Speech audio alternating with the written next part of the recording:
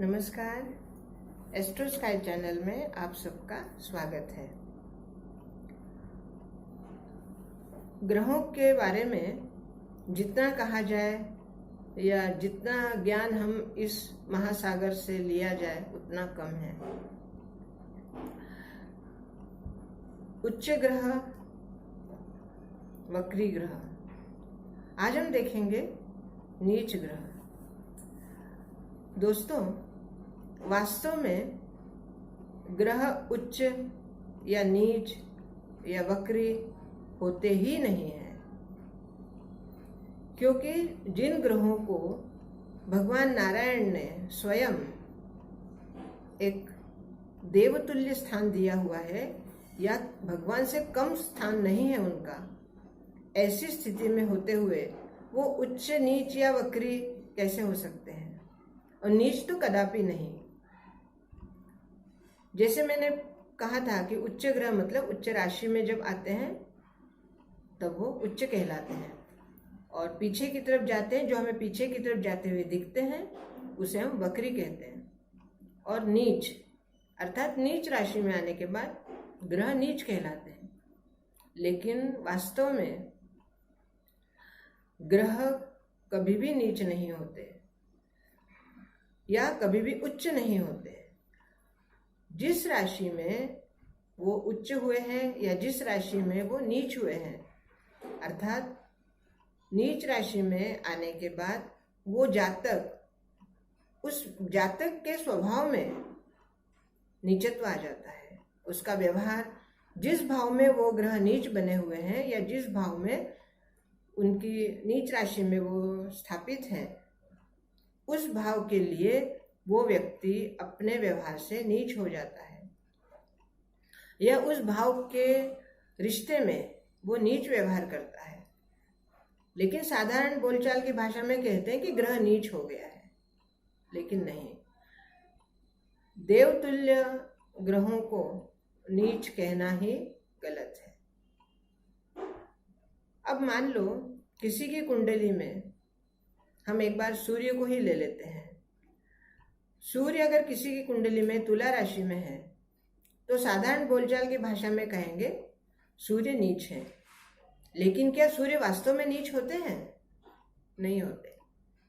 वो तो सूर्य नारायण हैं, उनमें नीचे तो कैसे आ सकता है? तो तुला राशि में आने की वजह से उनमें नीचत्व आया है, अर्थात तुला राशि जातक के जिस भाव में पड़ती है या जिस भाव में जातक की तुला राशि है, उस भाव के संदर्भ में उस जातक का व्यवहार नीच जैसा हो जाता है, अर्थात स्वभाव में प्रतिकूलता आ जाती है। और जब स्वभाव में प्रतिकूलता आएगी तो नेचुरली, निश्चित ही उस व्यक्ति का व्यवहार उस सामने वाले व्यक्ति के साथ इतना अच्छा नहीं रहेगा। और ज्योतिषी के पास आप जाएंगे तो नेचुरली वो कहेगा कि भाई आपके कुंडली में सूर्य नीच है, इसलिए ऐसे हो रहा है। अब ऐसे में मान लो सूर्य अगर सप्तम स्थान में नीच राशि में है तो क्या होगा? सप्तम राशि अर्थात मेष लग्न हुआ तो सप्तम राशि होती है हमारे पार्टनर की। पार्टनर अर्थात हमारा साथी। अब साथी कोई भी हो सकता है। साथी का मतलब ये नहीं होता कि जो अगर स्त्री की कुंडली है तो पति का पार्टनर है, और पुरुष की कुंडली है तो स्त्री पार्टनर है। ऐसा नहीं। पति पत्नी वो तो है ही, वो तो पार्टनर है ही, जो हमारे साथी है ही।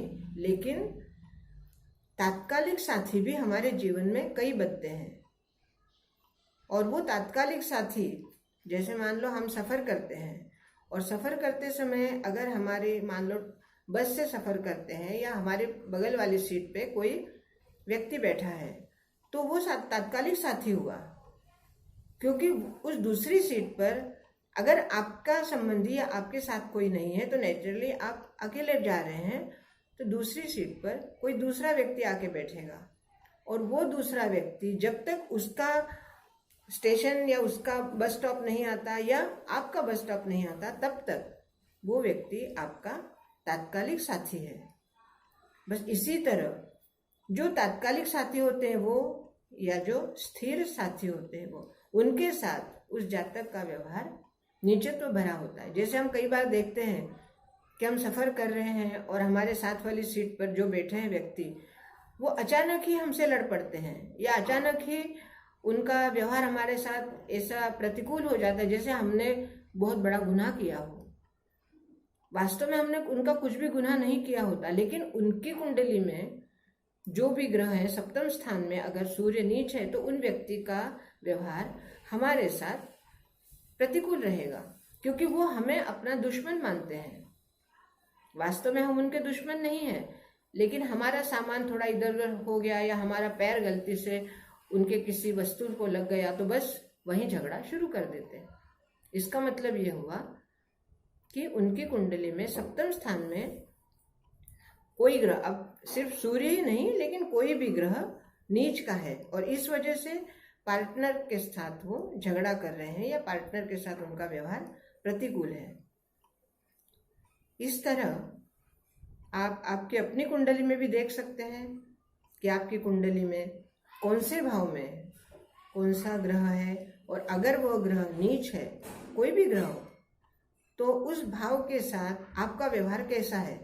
आपको तुरंत पता चलेगा कि इस व्यक्ति के साथ या इस भाव का जो संबंधी है उसके साथ मेरा व्यवहार अचानक क्यों बिगड़ जाता है। आपका बेसिकली स्वभाव, आपका वास्तविक स्वभाव खराब नहीं है, लेकिन वो व्यक्ति सामने आते ही या उसका संदर्भित कोई भी व्यक्ति आपके सामने आते ही आपके दिमाग में कुछ, आपकी नस भड़कने लगती है या आपको गुस्सा आने लगता है, या उस व्यक्ति के साथ आपका व्यवहार प्रतिकूल हो जाता है अचानक।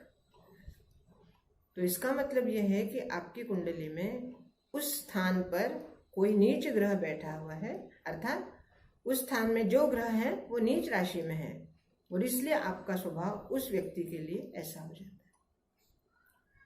जैसे इसी तरह उच्च ग्रह के लिए भी होता है, इसी तरह वक्री ग्रह के लिए भी होता है।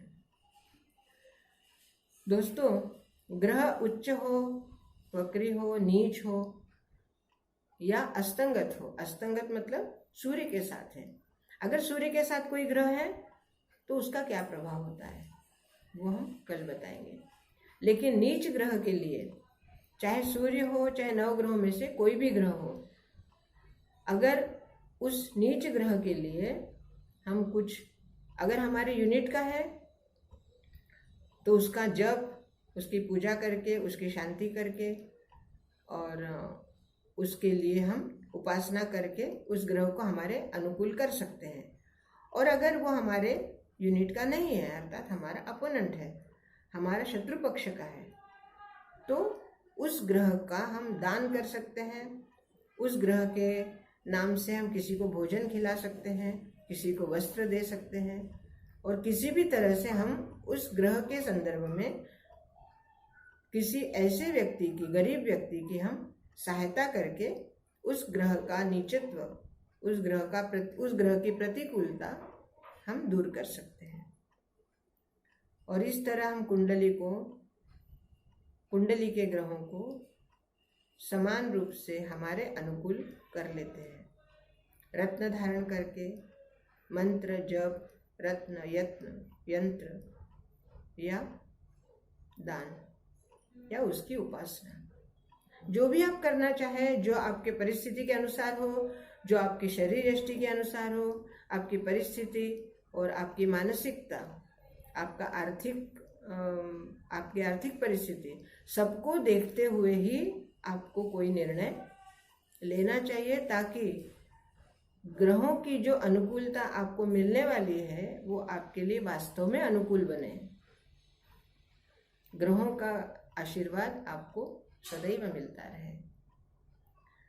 मेरे इस चैनल को सब्सक्राइब कीजिए, लाइक कीजिए, शेयर कीजिए और बेल बजाइए, कमेंट्स अवश्य कीजिए। आपके कमेंट्स से ही मुझे आगे कुछ और बताने की स्फूर्ति मिलती है। बहुत बहुत धन्यवाद।